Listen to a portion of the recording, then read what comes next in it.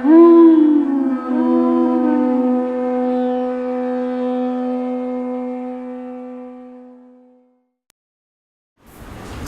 Namo Bhagavate Vasudevaya. Om Namo Bhagavate Vasudevaya.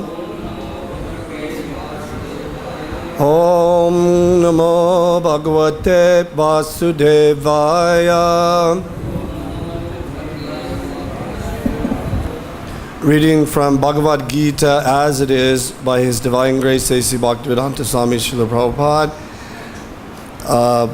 Chapter 13, text number 35, the last verse in this chapter. Does everyone have a copy? So we can do Sanskrit word for word. Kshetra Kshetragnayor Evam Antarang Jnana Chakshusha Bhuta Prakriti Moksham Cha Ye Vidur Yanti Te Param Kshetragnayor Evam Antaram Jnana Chakshusha Bhuta Prakriti Mokshang Cha Ye Vidur Yanti Te Param Kshetragnayor Evam Antaram Jnana Chakshusha Bhuta Prakritik Mokshang Cha Ye Vidur Yanti Te Param. And one more time. Kshetragnayor Evam Antaram Jnana Chakshusha Bhuta Prakriti Mokshang Cha Ye Vidur Yanti Te Param. Others, please.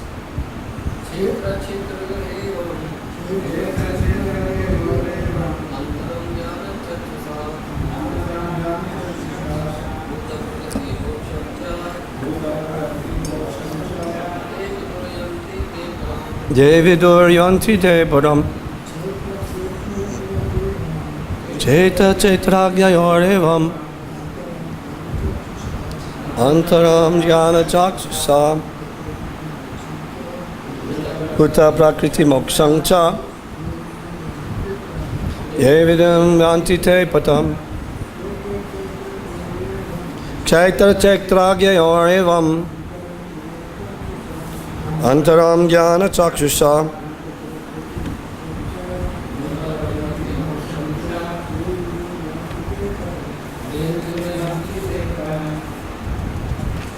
Mataji's Kshetragnayor Evam Antaram Jnana Chakshusha Bhuta Prakriti Mokshang Cha Ye Vanti Kshetragnayor Evam Antaram Jnana Chakshusha Bhuta Prakriti Mokshang Cha Ye Vidur Yanti Te Param. Anyone else? Translation: those who see with eyes of knowledge the difference between the body and the knower of the body, and can also understand the process of liberation from bondage and material nature, attain to the supreme goal. Please repeat. Those who with eyes of knowledge, who see with eyes of knowledge the difference between the body and the knower of the body, and can also understand the process of liberation from bondage in material nature attain to the supreme goal. Purport by His Divine Grace A.C. Bhakti-Vedanta Swami Srila Prabhupada. Jai Prabhupada. The purport of this 13th chapter is that one should know the distinction between the body, the owner of the body, and the supersoul. One should recognize the process of liberation as described in verses 8 through 12. Then one can go on to the supreme destination. A faithful person should at first have some good association to hear of God and thus gradually become enlightened. If one accepts a spiritual master, one can learn to distinguish between matter and spirit, and that becomes the stepping stone for further spiritual realization. A spiritual master, by various instructions, teaches his students to get free from the material concept of life. For instance, in the Bhagavad-Gita, we find Krishna instructing Arjuna to free him from materialistic considerations. One can understand that this body is matter. It can be analyzed with its 24 elements. The body is the gross manifestation, and the subtle manifestation is the mind and psychological effects. And the symptoms of life are the interactions, or the interaction of these features. But over and above this, there is the soul, and there is also the super soul. The soul and the super soul are two. This material world is working by the conjunction of the soul and the 24 material elements. One who can see the constitution, excuse me, one who can see the constitution of the whole material manifestation as this combination of the soul and material elements, and can also see the situation of the Supreme Soul, becomes eligible for transfer to the spiritual world. These things are meant for contemplation and for realization, and one should have a complete understanding of this chapter with the help of the spiritual master. Thus end the Bhakti-Vedanta purports to the 13th chapter of the Srimad Bhagavad-Gita in the matter of nature, the enjoyer, and consciousness. Kshetra kshetragyayor evam antaram jnana chakshusha bhuta prakriti moksham cha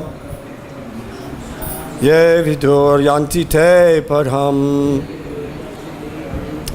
And again the translation: those who see with eyes of knowledge the difference between the body and the knower of the body, and can also understand the process of liberation from bondage in material nature, attain to the supreme goal. Prabhupada refers in this a second paragraph, in the first paragraph, one should recognize the process of liberation as described in verses 8 through 12. So let's repeat 8 through 12. 4 volunteers to read, 4 people, so we can read 8 through 12. Who wants to take 8, 9, 10, or 8, 9, 10, 11, 12? That's 5. So 5 people. Raise your hand, and 1, 2, 3, 4, and 5.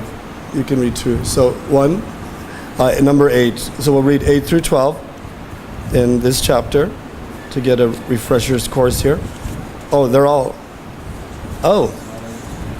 combined together. Okay. So Mataji, why don't you go ahead and read? Come. No? You can read loud? Can you read loud?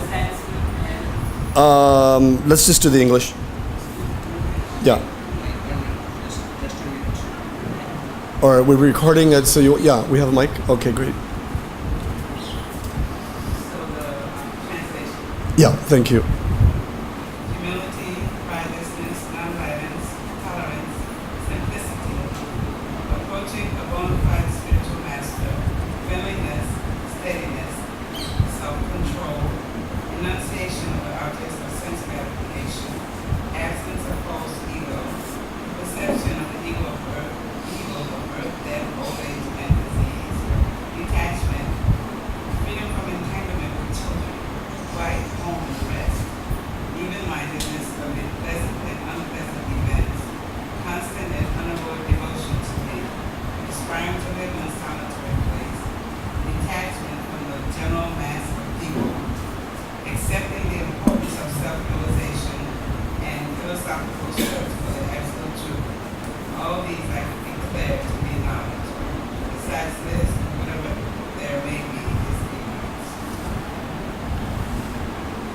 Om Jnana Timirandasya Gnanjana Shalakaya Chakshurunmilitam Jena Tasmai Shri Gurave Namaha.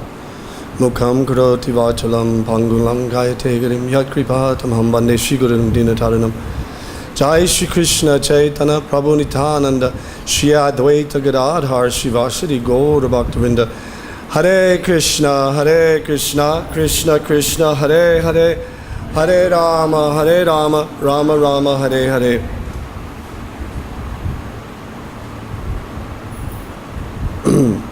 Srila Prabhupada over and over again reminds us that this is not some sentimental philosophy, but this is the science of bhakti-yoga, or the science of devotional service. It's a very systematic process. It follows a science. It's not just some sentiment because we feel that we don't want to suffer and we're approaching some concept of God that has been handed down to us by our grandmothers, grandparents. The first time I came to Vrindavan 32 years ago, this is only my second trip here. All glories to Sri Vrindavan Dham. I'm such an offender that it took me that long to come back. But I've made up for lost time and met some wonderful devotees here. The first time I came, this gentleman approached me as I was exiting Krishna Balaram's darshan, and he said, "What are you doing here?" And I said, "Well, I'm here to visit Krishna's hometown. This is the hometown of the Supreme Personality of Godhead. It's the most special, holy place on the planet." And I said, "Well, what are you doing here?" And he said, "Well, I come here because my grandmother, raised me like this, and I just come here out of obligation or duty or sentiment like that." And then he told me, "You're just living a dream. This isn't real. You're practicing something that has no reality." I said, "Okay, even if it's a dream, what is your dream? Your dream is that you're in this body. You were born in your mother's womb." I didn't get into this much detail, but for the sake of this class, I'll add this. But essentially, he was saying that practicing Krishna consciousness, visiting the temple, worshiping the deity, this practice of bhakti yoga was just sentiment, and it was just a dream. So I asked him, "What is your reality? What is your dream? I mean, what is your?" I said, "What is your reality?" And he said, I went on to tell him that you're just accepting a life that is temporary. You don't believe in the next life. So, what is your future? It ends at the time of death.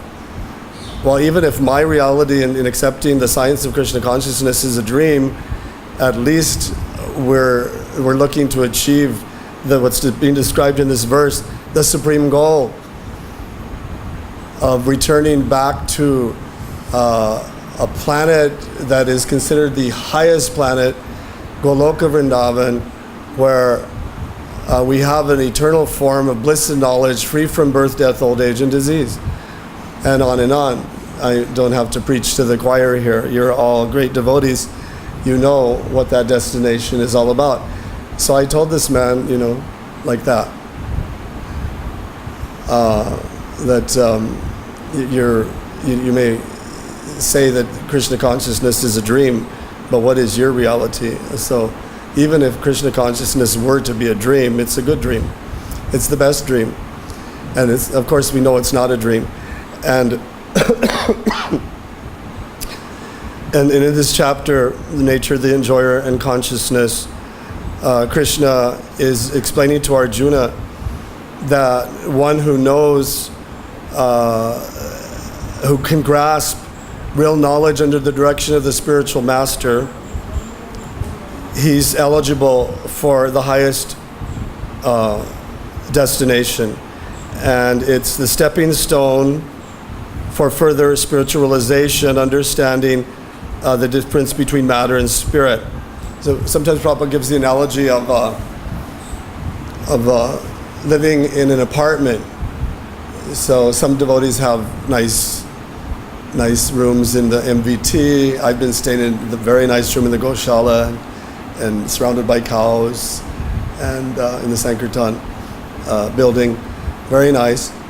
But so what if somebody asked you to leave all of a sudden? So this is the time of death. It's like we're asked to vacate, without much notice. It's a blessing if we can get some notice and then we can prepare. But living in Vrindavan, you don't even need notice.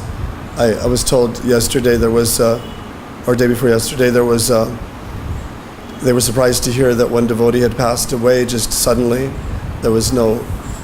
He was healthy, he was dancing in kirtan, and then suddenly passed away. This body is like an apartment, and Krishna's the landlord. He's a very good landlord. He provides all. We can't even understand how this body is working. It's very intricate, how the breathing process works, and how by eating food it's transformed into nutritious vitamins that circulate throughout the bloodstream and affect the brain in a certain way. So Krishna is the greatest landlord, and he's always knocking. Our heartbeat is, I heard this from a Christian actually once, and they said the heartbeat is like God knocking, and we don't answer. He's always knocking the heartbeat. You can think we're not listening. Krishna's there. He's knocking. Wake up, Jeev Jago, I'm right here. You don't have to wait until you go back to Godhead. I'm here already. I'm here in the deity. I'm here in so many souls. So this is the science of Krishna consciousness. It's not a sentiment. The greatest scholars, even material scholars, even Mayavadis, even impersonalists, even atheists, they have had appreciation for the Vedas. There's no books like them. They're like the sun. What's the logo on the back to Godhead?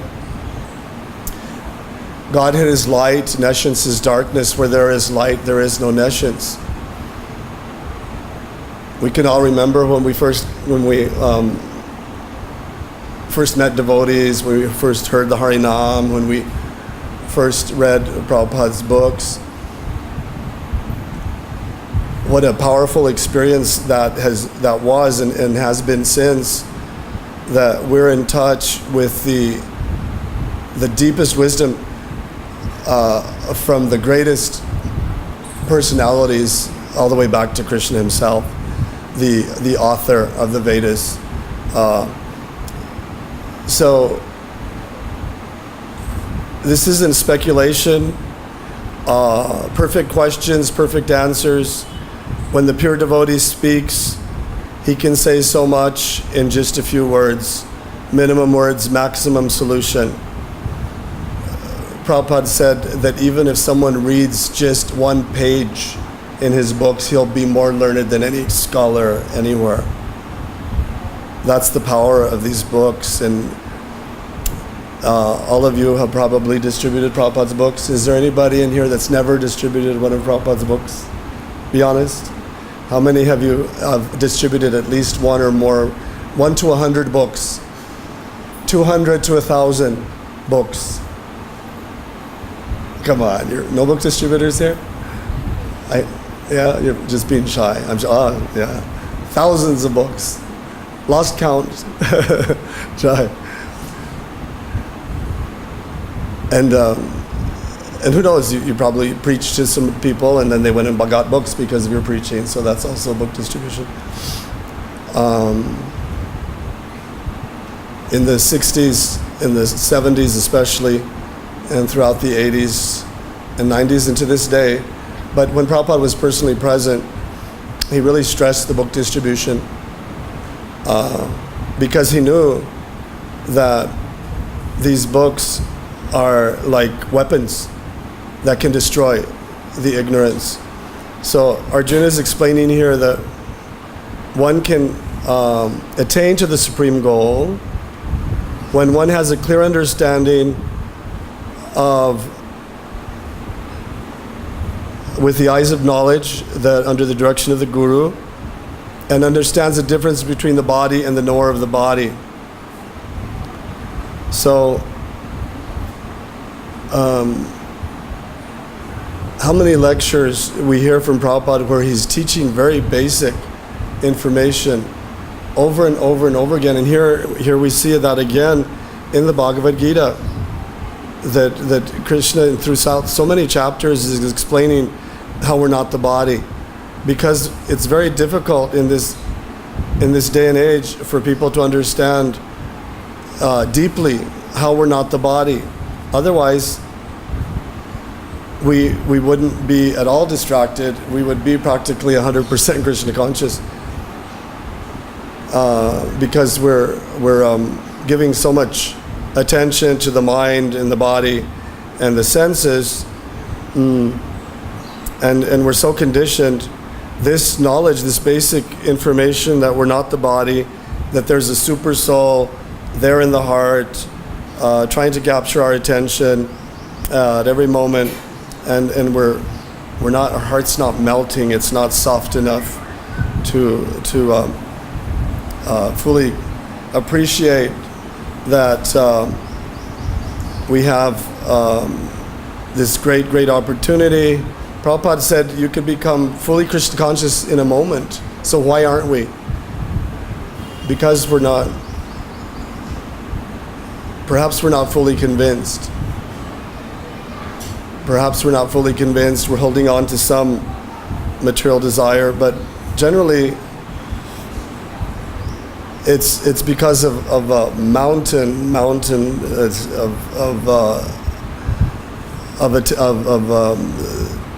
contamination that's there. Cheto darpana marjanam. We have to. That's why sadhana bhakti is so important. If we miss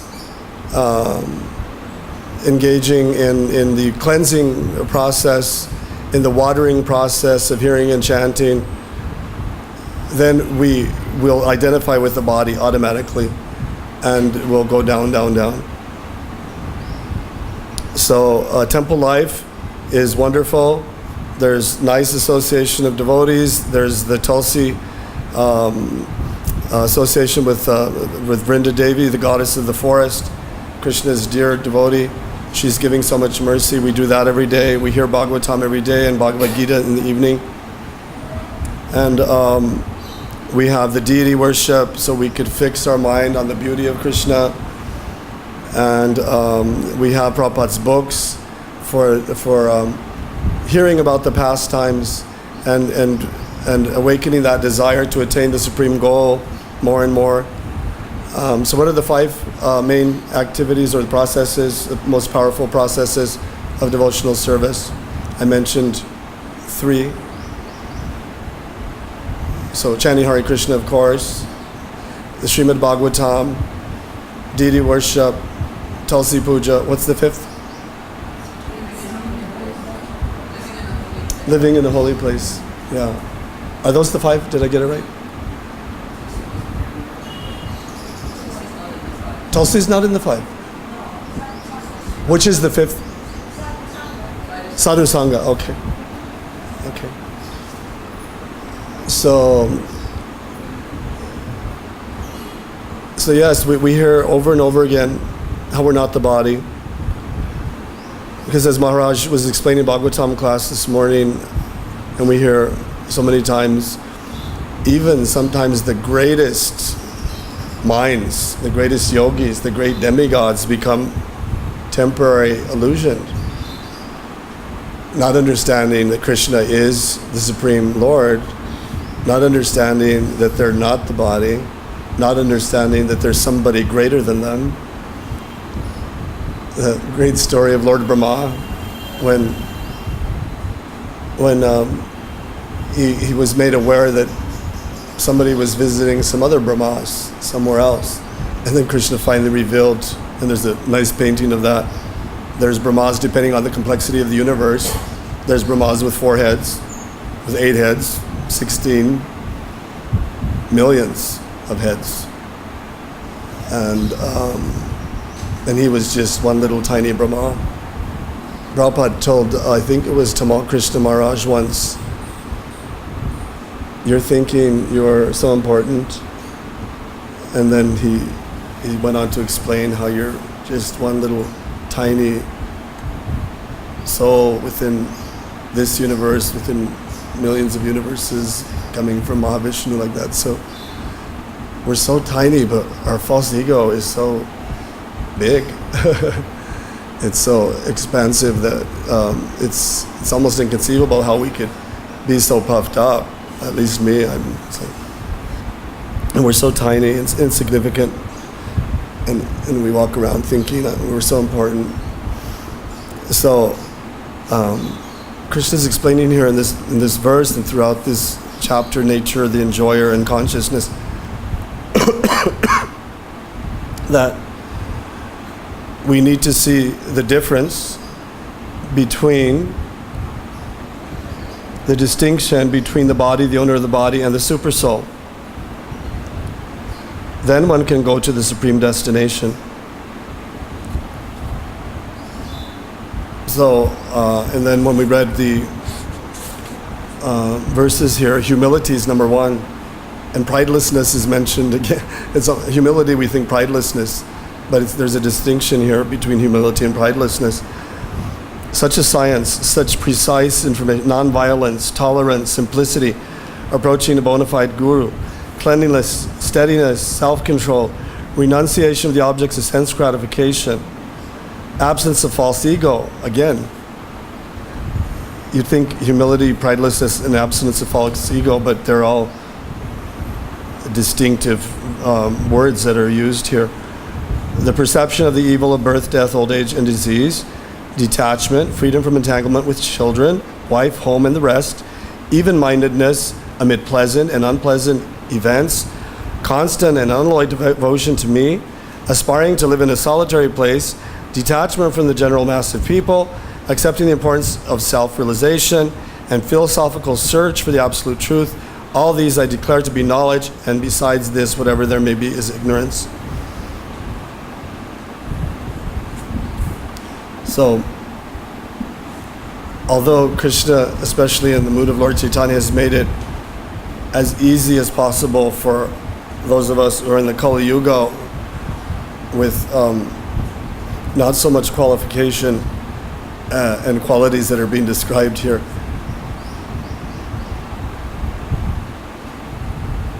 we have hope that even if we fall short, there's the mercy of Nitai Gauranga. Every temple that Prabhupada ever established, there was always a picture of Panchatattva or Nityananda Chaitanya, because to enter the pastimes and fully appreciate Radha Krishna is not possible for ordinary souls, because that mood of devotion is the highest. But Lord Chaitanya is giving the highest, but one has to have some qualification, and preliminary qualification means developing certain spiritual qualities, and Lord Chaitanya summed those up in the Shikshastika prayers. How many of you know that the Shikshastika prayers is synonymous with the whole science of bhakti-yoga? Because in the first verse, it's about getting the seed. The holy name comes through the bija. And if we look at how we were first attracted to Krishna consciousness, many of us, it was by hearing a Harinam, by hearing the holy name. And that seed is planted. Or we may have gotten a book and then it led us to chanting Hare Krishna, but that's the first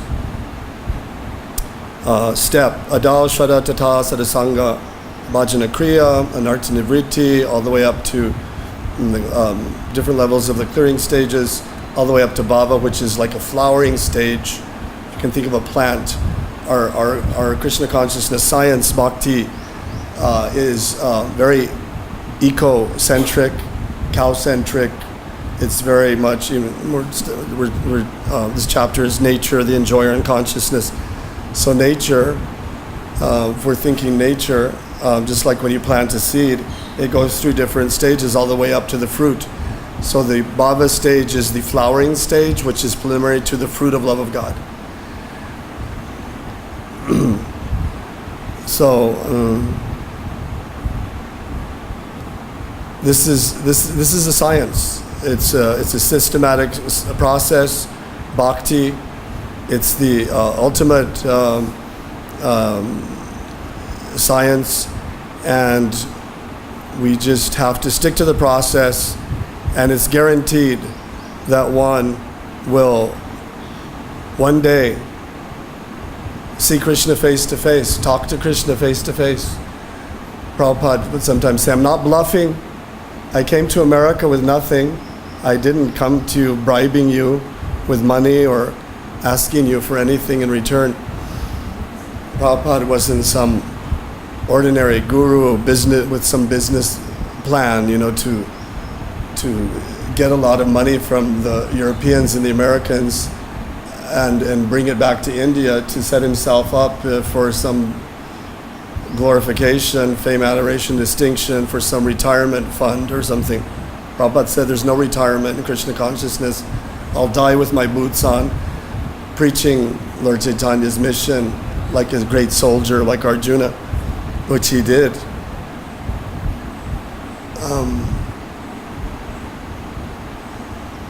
And Prabhupada, to his last breath, was doing what he did when the rest of us were sleeping. In the wee hours of the morning, Prabhupada was translating, and he was doing that at the very end. And also at the very end, he was talking about his final lamentation, or his final request. Before I explain what that is, how many of you know what Prabhupada's final lamentation is? Just raise your hand. How many are not aware of this word, final lamentation, final request? Please raise your hand high so I can see. 1, 2, 3. Okay. I always like to mention this in class, and actually the GBC made it an order that every class should have 25% of this, because it's becoming more and more important. So this, here in Prabhupada's room, right here, Prabhupada's bed. I'm not sure if it was, I see 2 beds. Was it here? Okay. What's your name, Mataji? Lavanga. Okay, I heard of you, yeah. Kusha Devi is a good friend of mine from Hawaii. You know Kusha. Community service, right? She's coming back soon. Yeah, I'll see her in Hawaii tomorrow, probably, or next day. So Prabhupada was there in that room, surrounded by Abhiram, and I don't know who else. There were some nurses that were taking care of Prabhupada. And Prabhupada, they asked him, do you have any regrets? Is that how they put it? Do you have any, something like that. Something like that. I have the book. I've gotten so many books while I've been traveling, and I have to reread it. But they asked Prabhupada, do you have any regrets or final requests? Or sometimes when a loved one is, their departure is imminent, the family will ask, do you have any last requests like that? So it was that kind of inquiry from his intimate associates there, his disciples. And Prabhupada said no. He was feeling that, Srila Bhaktisiddhanta had given him the order to preach in the West and translate from the very first time he saw him, before he even got up from offering as a basis to Srila Bhaktisiddhanta. He's already giving him the order, because these visionaries, these Trikalagya, seen past, present, and future, great acharyas that we're serving, they can see these things. So Prabhupada told his nurses, no, he was happy with how much he was able to do in his guru's service. But then he paused. A few minutes later, he he said, there's one thing, and that's where Prabhupada started talking about the 50% was left undone, and that was developing the Deva Varnashram farm villages, which he called making Vrindavan villages. Making Vrindavan villages. In a nutshell, that's really what it boils down to, making Vrindavan villages, having temples connected to farm, simple living, the way Krishna lived. So, this was Prabhupada's final request here that he made in this room. So, and then there's some video of him translating the 10th canto, and in one of the purports in particular in that video, he's talking about how one has to be at least in the mode of goodness to approach God, to approach Krishna. And Prabhupada recognized that if we're not preaching in the city temples, that's okay to live in the city if you're preaching. But if you're just living in the city, it's very dangerous. You could get caught up in the passion and ignorance of the city life. So one either has to be a strong preacher, distributing books, preaching to the guests, life membership, food for life, and all of the preaching activities, publishing, writing, here in the temple, deity worship, so many nice sevas that are there, or a combination of many, masala, masala service, or one is living in the villages. So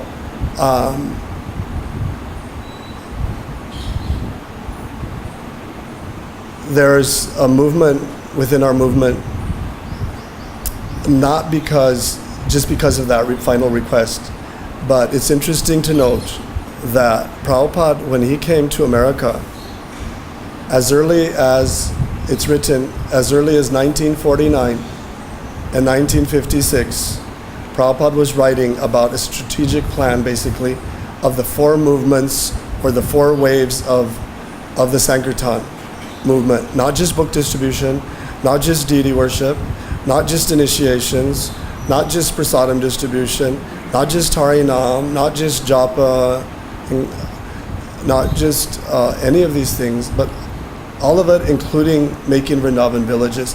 These are four movements or four waves. I was a full-time book distributor during the heyday of the airports, and because Prabhupada was really pushing that, we thought as Sankirtan devotees that this was the real Sankirtan, and we felt special and like that. But Sankirtan also means the farm villages. Now you may wonder, well, where's this information? It was written in 1949, and in 1956 the Gita Nagari prophecy is interesting. In these four waves, Prabhupada, it may have been because he was so much part of the Gandhi movement, but he used a lot of what Gandhi's mood was in his activities throughout any given day was, and in his mission to live the simple life and sewing your own cloth and handloom and all that. he uses the Gandhi model quite a bit to some extent in these four models, these four movements of the Sankirtan, because this last movement he calls it the classless society movement, not the Harijan movement. So Gandhi did have it wrong to some extent. Again, this Hindu nationalism, this bodily concept of life, I see it. I was at the Mumbai Stock Exchange when I first came out. I came to Vrindavan and then I went to Mumbai, and there was a really nice cow conference that was co-sponsored by Hindustan Samaj something, headed by one of the heads of parliament, Subramanya Swamy. He's like a senator. In America we have senators, so these parliamentarians are like senators just under the president. They make laws that are nationwide effective. So he was there, he was the keynote speaker, but it was co-sponsored by ISKCON. And he said that him and Modi together, he's been associated with Rajiv Gandhi and other politicians as a parliamentarian, and he said that he's in contact with Modi, that they're going to propose and hopefully pass within the next 2 years or sooner a bill just like they passed in Gujarat state, banning cow slaughter nationwide. And he gave the reasons why with great validity and great passion, and he said it's in the Constitution. So, and then he went on to kind of, just Hindustan and this and that.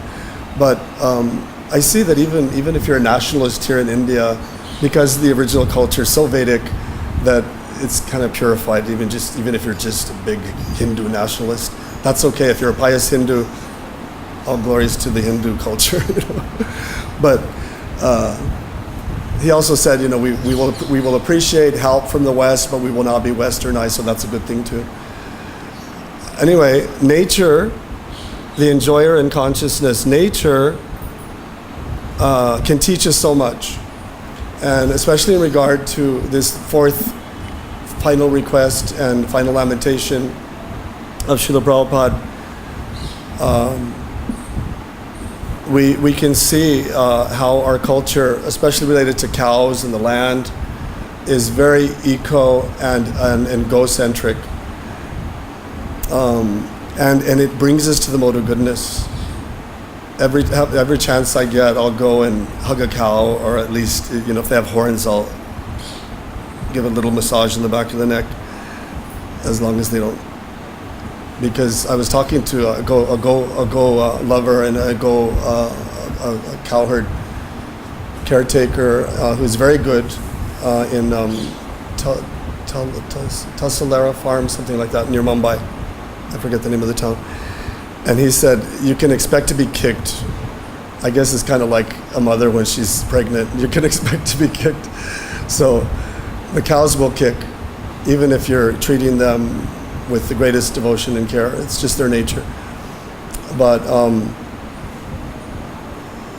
this is the final request of Prabhupada, and he wanted us to develop these Vrindavan villages. I'll tell you a realization that I had. Okay, this verse, Golokera Premadan Harinama Sankirtan, that we're all familiar with. Generally that means that the holy name has descended, the Nam has descended from the spiritual world. And therefore we're starting to realize Krishna deeper and deeper the more we enter this nectar of the holy name, the more that we overcome the offenses, and the more that we cleanse and cleanse and cleanse, deep cleansing of the heart, then we'll fully realize Krishna. But not only has the holy name come, but I compared Prabhupada to like a juggler. He's like 1, 2, 3, and 4, 5, and 10, 20 things he's juggling at the same time. So here's the holy name. And so the pastimes have Krishna have come through his books. The form, the rupa, has come through all the deities that he's installed, and the wonderful recipes from Radharani's kitchen have come through Govinda's restaurants, and Food for Life, and like that. And the Sunday feast, and all these Jamuna's cookbook, all these cookbooks that devotees have made. So the Nam, the Rupa, the Leela, the pastimes. So what's left? Surabi cows, Goloka Vrindavan, the village, and that's coming through when we establish the Vrindavan villages. And Prabhupada summed it up in one term, making Vrindavan villages. So everybody here passes by the Bliss office. If you have a chance you've seen their poster, what they want to do, like their big vision, support that in any way you can.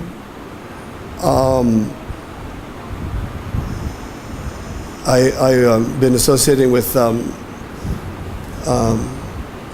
Nilamani, Indra Nilamani Prabhu, and he has a wonderful vision, very selfless brahmachari. He just wants to see that first of all, the cows are nicely taken care of, and that there's land as they expand, just get more land, and that automatically there'll be more Vrindavan villages made.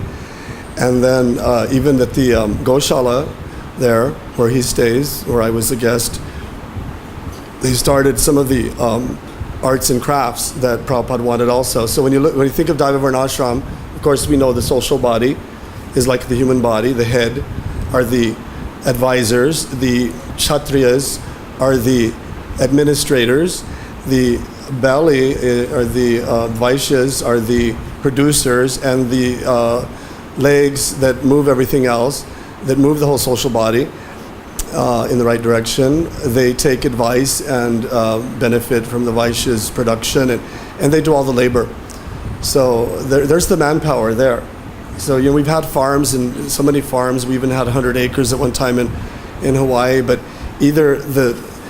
there's three things that Prabhupada said: land, which also includes cows, land and cows, capital, and an initial capital investment to buy land and cows and infrastructure.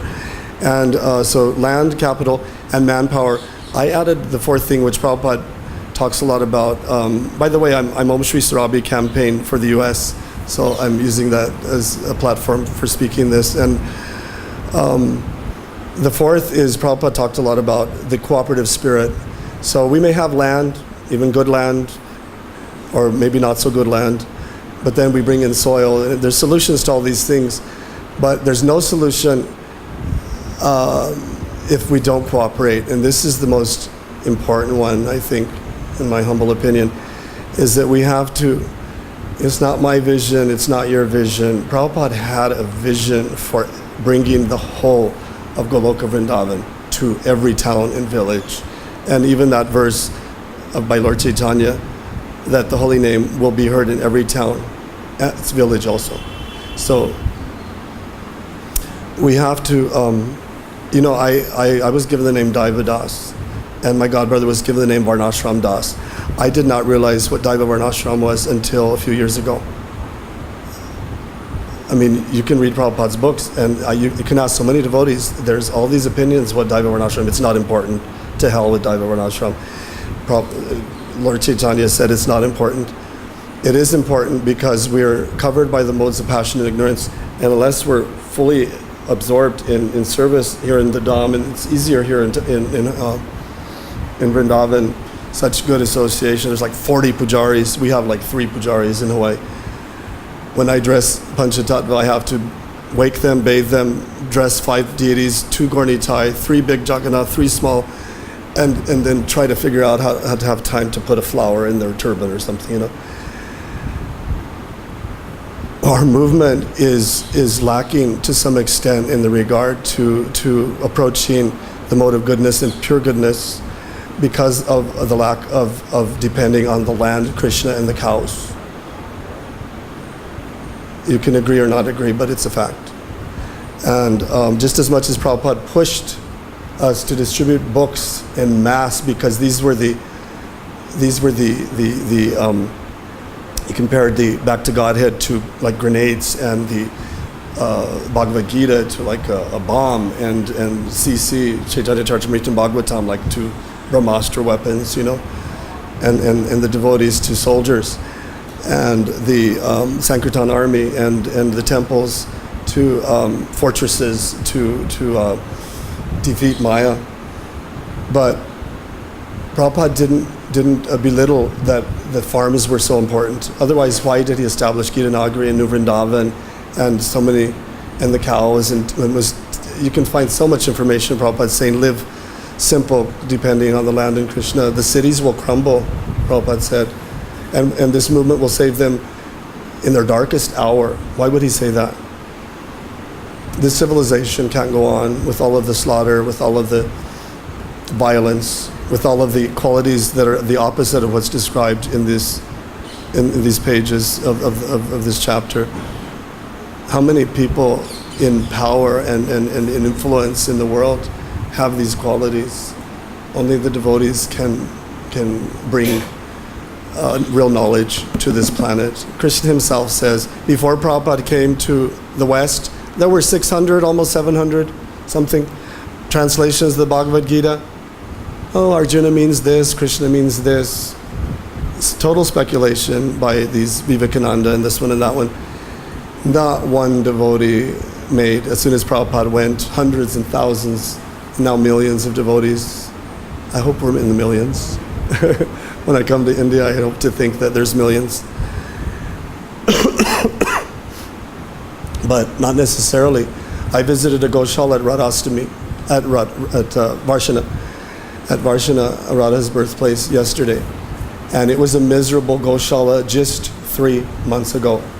The cows were being starved to death, and they were being eaten by dogs. It was horrible. I saw the pictures, and just to shock me, just shock value, But now the devotees have taken it over, and the cows are as happy as ever. Wonderful. I had some 2 cups of hot milk from their cows, and I was drinking it, and I was relishing it so much, and then the cow just shouted real nice, like maybe it was from her, and I just said, thank you. But it was so nice, with the transformation. And so if we start to engage in helping Prabhupada's final request, I'm sure that if Prabhupada walked through these doors now, and of course he's present, and I've literally felt Prabhupada's hand pushing me, do these farm projects, do this. I've literally felt his hand just like when I'm like, and I push it. So sometimes the guru will poke here. No, he's pushing from me. So Prabhupada's here. If he walked through this door right now and said, do this, please do this. So you have Bliss here. Bliss has the perfect vision. So that last request in this room here, so Prabhupada asked the devotees, take me to Gita Nagari. I want to sit down. And of course, Prabhupada, how often does he sit down? But he wanted to personally show us how to depend on the land, Krishna and the cows. Like real in depth. Like just here's how you do it. Here's how you'll expand. Here's what you'll grow. Here, he wanted to get into. So Bliss, I've been talking to the devotees there, especially Indra Nilamani Prabhu, and I feel that Prabhupada's really working through this Bliss organization because he only wants to see that the cows expand into the villages, and he's working with the local farmers, and it can expand that way, and he's already thinking of other areas outside of Vrindavan, but little by little. And the bakery, every time you buy something at the bakery, it's supporting that. And so there's one quote that I really like about, because Prabhupada gave us everything. He didn't just give us this wonderful knowledge, how to get out of the material world, but he also gave us information how we can help others get out. And that requires a lot of organization. And he said, this was actually a quote, May 1976 in Honolulu, Hawaii, where I stay, and Prabhupada said, I have given the idea that the farms should supply ghee to the restaurants, and in turn the restaurants should turn that into kachori and samosa, and there'll never be any shortage of Lakshmi, and your whole country will become Krishna conscious country. So you Madhajis or any of you who are good samosa and kachori cooks, please take that up. If you're wondering, maybe you're short of Lakshmi, Prabhupada already blessed that venture with great success, never any shortage, so please do it. There's so many nice instructions, and also Bhakti Raghava Swami, Bhakti Vikash Swami, many of our stalwart leaders, Radhanath Swami, Shivaram Swami, they're really getting behind this. And Prabhupada said 50%, and that's his mercy. He's given us so much to do. There's no shortage. I never had a chance to meet Prabhupada. I was initiated in August 1977. I asked the devotees in the summer of 76, where's Prabhupada? They said he's in Los Angeles. I flew there, and he had just left, of course. Prabhupada was traveling so much, so I missed seeing him personally. But I had a dream, and I asked him, how can I become a pure devotee? I asked him, and it was a darshan dream. He was as present as we're present right now.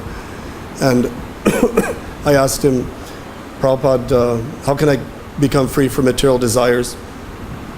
He told me, he answered me very, very intimately. He told me, become attracted to Krishna's flute, which really means, to perfect the Mahamantra, the Gayatri, because Krishna is non-different from his name and his pastimes, paraphernalia, etc. And that's how the process works, that when you become pure, then you can see Krishna and hear his flute.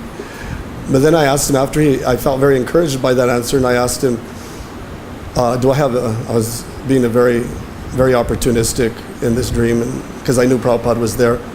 And when I've told my God sisters and God brothers this, they tell me, you met Prabhupada. So, and the second question I asked him is, Prabhupada, do I have a chance to go back to Godhead in this lifetime? He said, if you work very hard for Krishna, I will help you. So I realized then that Deva Das means I need to help with the farm projects in some way. So we all do. So I'll repeat again, just as much as Prabhupada was pushing book distribution, if he came through this door right now, he would ask us to help with these farm villages, because the day will come when millions of people will join. There's also a prediction that Prabhupada made to Rameshwar and some other devotees, and if you Google on YouTube, if you do a search on YouTube, Prabhupada Memories, Rameswar, Ramesvara, Rameshwar. This video comes up like a minute long, and so Rameshwar and some other senior devotees, the BBT and others, were present when Prabhupada made a prediction. And he said, in the future, unemployment will become so bad that there will be millions of people without work. And we have to have these farms. We have to invite them onto the farms. We have to teach them how to grow food. We have to give them prasadam, let them live there, take prasadam. They'll become devotees by the millions. So Prabhupada never said anything that didn't come true. What's that Bengali, Mukham Chalela? Whatever, your hand reads, the palmistry they read Prabhupada's hand. They said, whatever you order will be followed. You have that kind of hand. So Prabhupada, and that wasn't an order, that was a prediction, but also the order to do this. And Prabhupada said, do this immediately. Imagine, huh? Do this immediately, and here it is. If we count back just from Prabhupada's disappearance, 77, that's 40 years. This year is the 40th anniversary of Prabhupada's disappearance.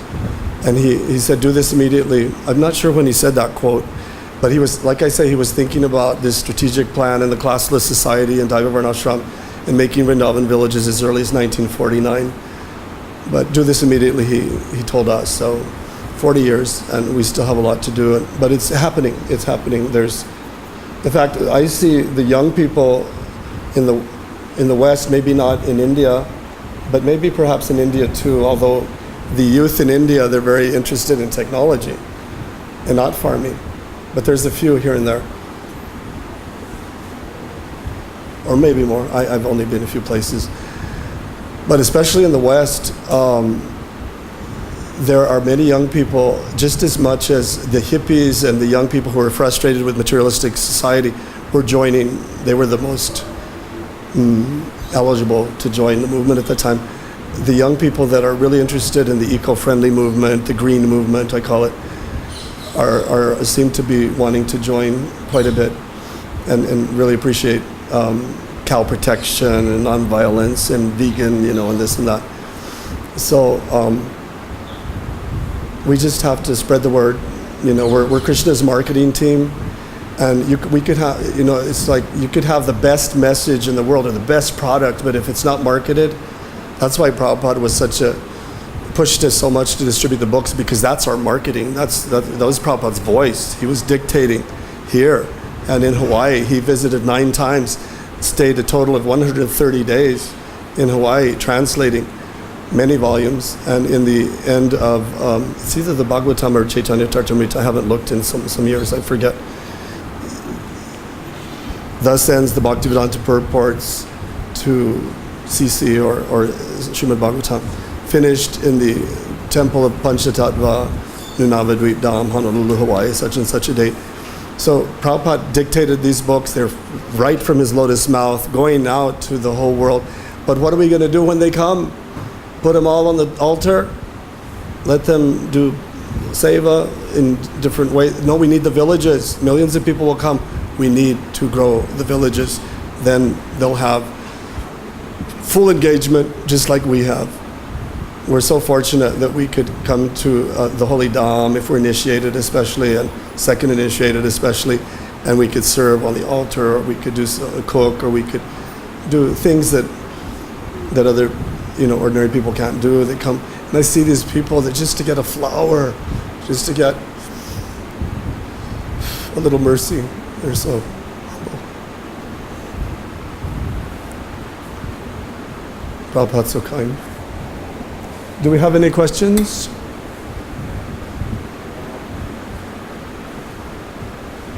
Jai Hare Krishna. Thank you for your time. Glories to Srila Prabhupada. Here you go.